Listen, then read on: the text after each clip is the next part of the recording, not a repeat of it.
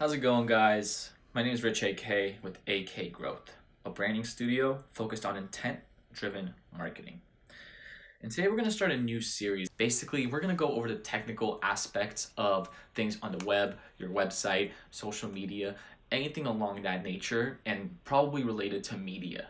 So these are things I generally run across when I'm working with a client or a prospective customer or something like that, that I can tell right away they might not know what they're fully doing.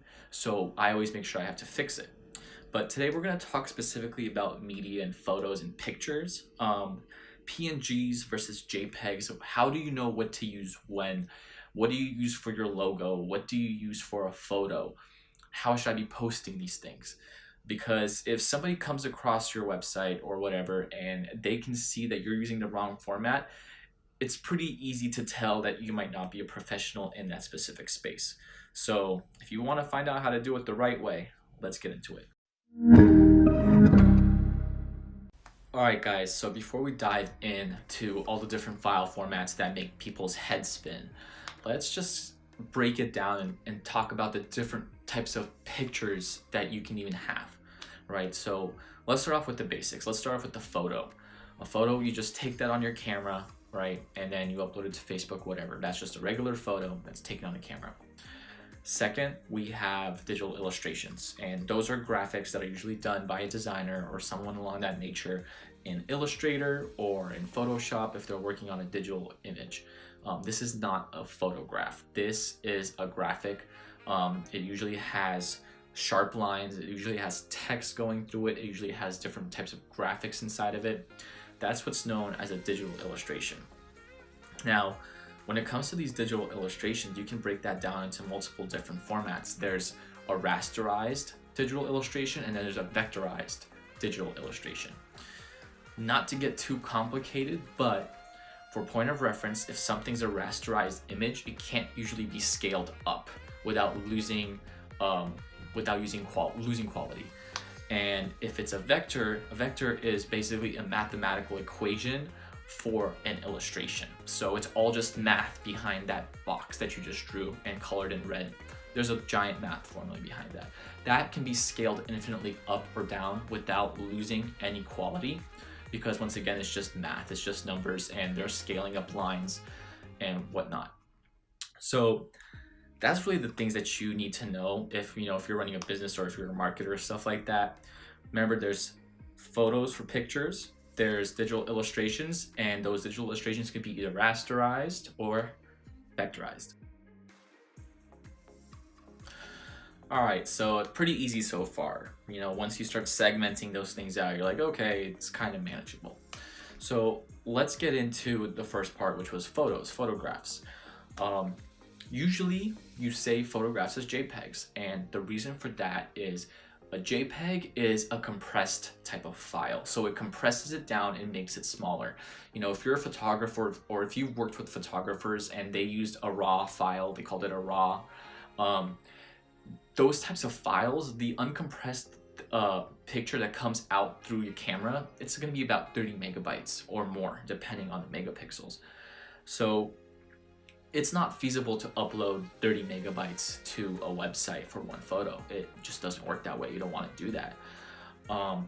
And so what you do is you compress it down with a JPEG. You save that RAW file as a JPEG, and the JPEG compresses it enough to keep a large size while maintaining a small file size. So that 30 megabytes can go down to less than 1 megabyte, right? And visually, from our eyes, we won't really be able to tell any kind of difference. So that's how you save photos, and if you're just doing it on your phone, it's already gonna automatically save as a JPEG, so you don't have to worry too much about that. But what happens when you try to save, let's say, a logo as a JPEG?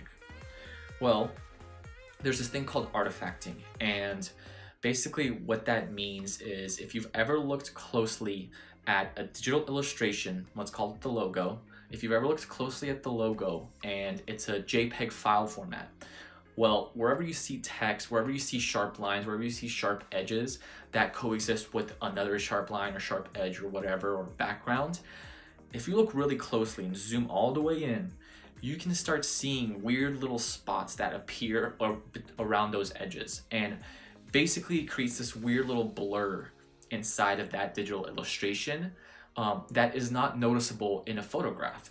Because photographs have so many different colors already all spread out, you can't really tell that that artifacting is going on. That artifacting is part of the compression. So when you're saving logos, when you're saving any kind of digital illustrations for your website or for Instagram or for things along that nature, you want to make sure to save it as a PNG, because a PNG is going to keep that file uncompressed, and it's still going to be pretty small, because generally digital illustrations don't require as much information as, let's say, a photo that has bazillions of different types of colors all in different places. So that's kind of the rundown on that.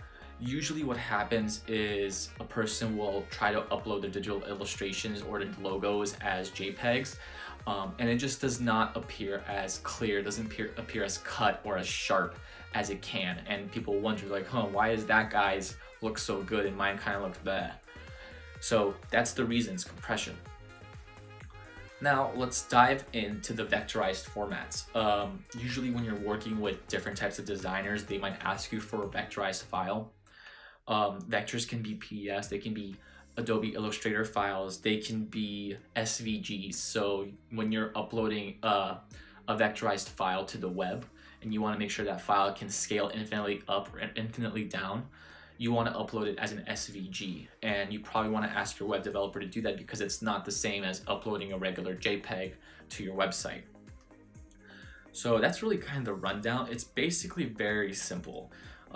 Make sure that you're always trying to use the highest quality possible with the least amount of space.